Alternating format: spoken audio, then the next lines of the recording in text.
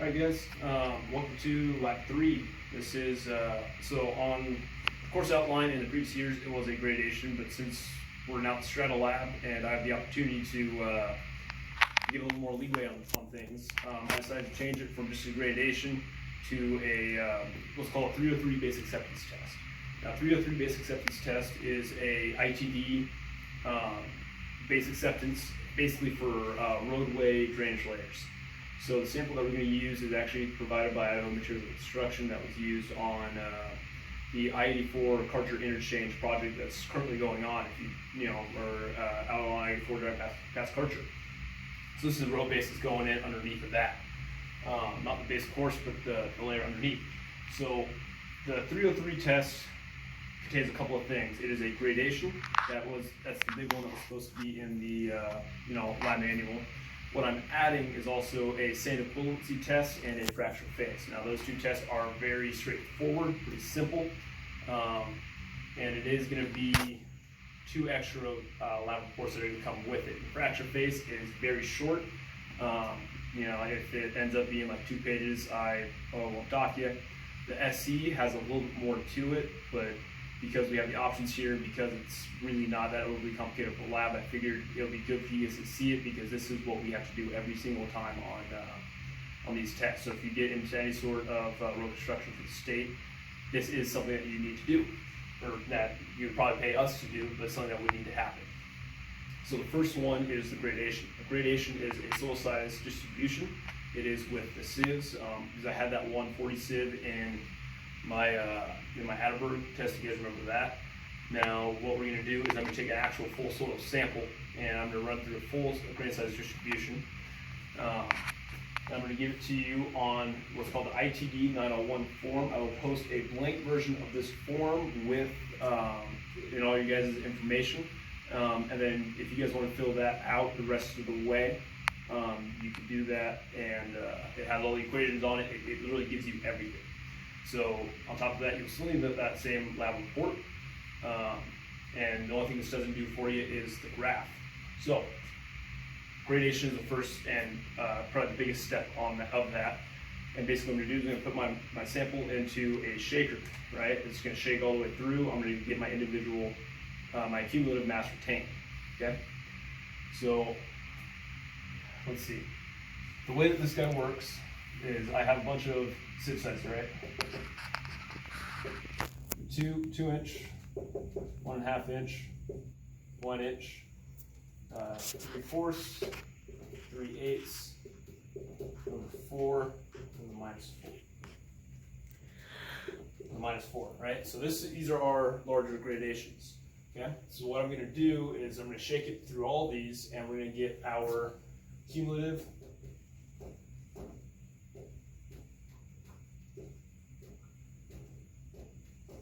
mass retained.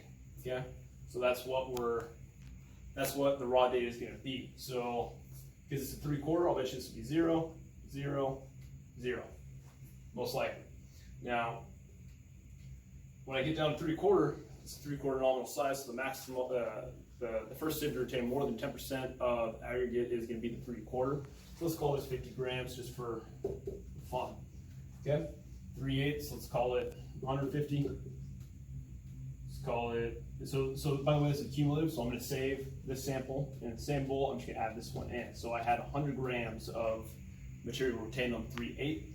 Let's go, just to make my life easy, 250, and let's call this 500.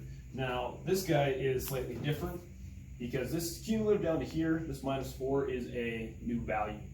Okay, so what you guys are going to have to calculate is the percent retained. Okay, so my percent retained, all that's going to be is out of this whole sample. So my total sum is equal to 750, let's call it grams. Okay, so my total sample is 750 grams. For you guys' reference, these numbers are arbitrary, and for a 3/4 size sample, I believe it's 5,000 grams that I need, not 750 grams, but these numbers are easy for me to just use to teach. So the percent retained, all this value is going to be is 50 divided by 750. All right, so whatever that is as a percent, that is your percent retained. You can do the same thing all the way down.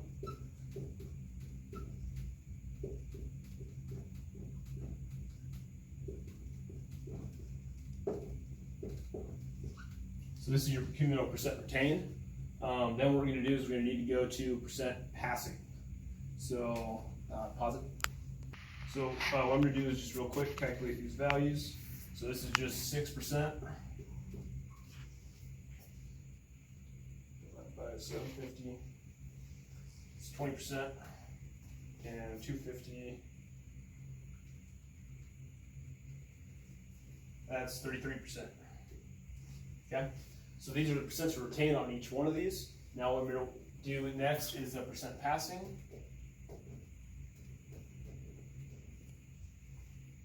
So, and then we have 0%, 0%, 0%. Now the opposite of percent retained is percent passing. So all we're going to do, because this is on a scale based off 100, is subtract 100 from these numbers. So we have 100% passing, 100% passing, 100, 94, 80, then it's 67, okay? So that is our percent passing, okay? That is the first main calculation that you guys are gonna need to do. Percent passing is the one that is important, okay? So erase this real quick.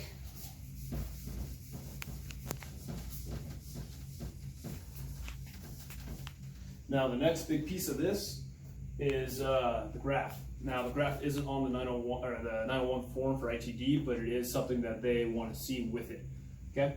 So the way that this graph is going to work is you're going to take your percent passing. All right. So your percent passing gives one table. You need your sieve sizes. Now the sieves that I gave you when I talked about number 4, the number 8, number 16, number 20, whatever sieve number that is. There is a millimeter size associated with it. That is what we're going to need to graph. And again, the number of sizes associated with it, number 4, for every 1 inch, a linear inch of that sieve, there are 4 openings. When I get to the number 200, for every linear inch, there's 200 openings.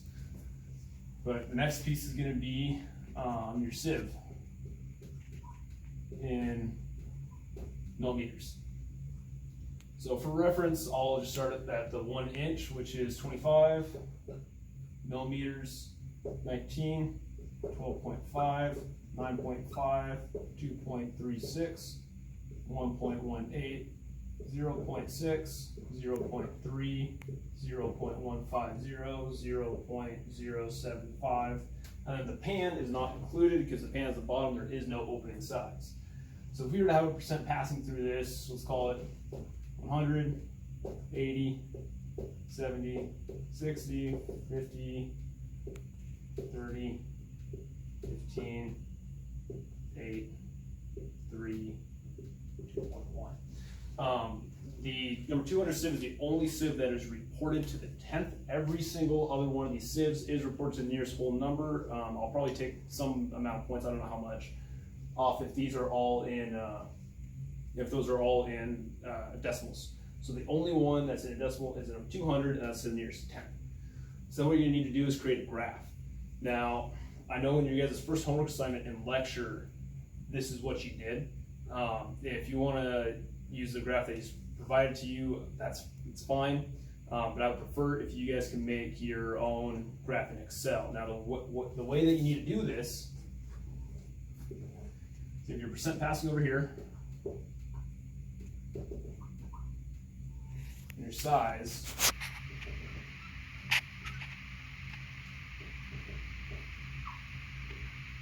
Millimeters over here. Now this isn't your standard graph. You're going to put it in like your standard graph into Excel or into Sheets, but if you were to do that, it's going to give you something that does not look like a gradation, and the reason why is because you need to reverse the x-axis.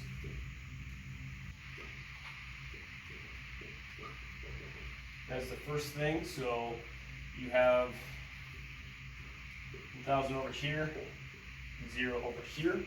The other thing that you need to do is make it a log scale. Now log scale, the purpose of log scale is to standardize all your values down to the same base. In our case, it's going to be base 10. The reason why is because the difference between these two is very, very, very small, but on a graph, because they're so small, you can't see them. While we're all the way up here, that's a significant range, but we need to see the entire values. So the way this is going to work is you're going to have you're going to standardize it all down to the same sets of sizes. So you're going to have 0.1, so you go to 1, it's going to go to 10, and that's going to be to 100. Okay, so that's the way this is going to look. Now, again, go look back at your first homework assignment from lecture. You will have all your individual sizes, so it's going to count 1, 2, 3, 4, 5, 6, 7, 8, should have 9, and then you'll be at 10. It's going to look something like that. They are not evenly spaced. You need to recognize you count 1, 2, 3, 4, 5, 6, okay? Same thing over here, I'll go 0.1, 0.2, 0.3, 0.4, 0.5, 0.6 through 0.9, 1. 0.01, 0.02, 0.03, all the way up, same thing, okay? Now, the purpose of doing this graph is A, see it. When you get it to this point, it should look something like that, okay? Relatively. Now, the last piece you're going to need that I want in the lab report is whether it's well graded or poorly graded. The way that you're going to do that, you want to pause it? Okay, so the reason we need to graph this to figure out whether it's well graded or poorly graded. Again, this is something you guys did in your first assignment. However, I was looking at one of them. The specs on what makes it well or poorly graded were not correct. It is different between sand and gravel, but your coefficient of uniformity is equal to your D60 over your D10. And again, a reminder on how to calculate that is you come out here to 60%. Let's just change that real quick to the 60. Let's make this one 30 and that one 10. Come out here to 60. Draw that line a little bit easier for me. Come out here to 60. Bring it down. It's at 1. So D60 equal to 1. D10, same thing. You bring it all the way out.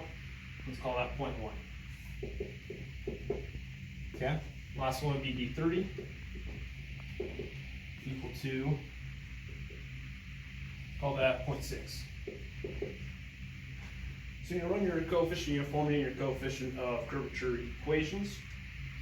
If you look at the standards, I believe it's in the AST, or it should be in any of them aside from the lab manual. You can also Google this.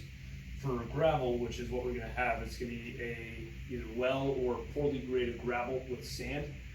These are your criteria for it to be well graded. If it meets one of these but not the other, it's still considered poorly graded. Okay. 9 times out of 10 on a site, you will have a poorly graded material. It's better for drainage. It's better for a lot of things aside from unit weight.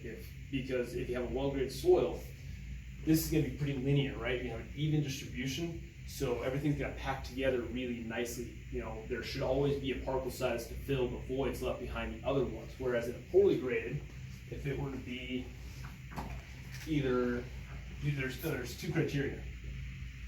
That would be considered poorly graded because that is so straight. Most of your material is retained on these sieves, right? Or you can say it's also gap graded. It's going to look something like that, like a stair step, because you'll have a section where everything's retained or everything's passing, and that second section where everything's passing. It's like 2 main sizes of material. Whereas well graded is one that's a lot more linear. So that is something that I'm going to want to see in the analysis of your lab reports. Is it well or poorly graded? And stop the video.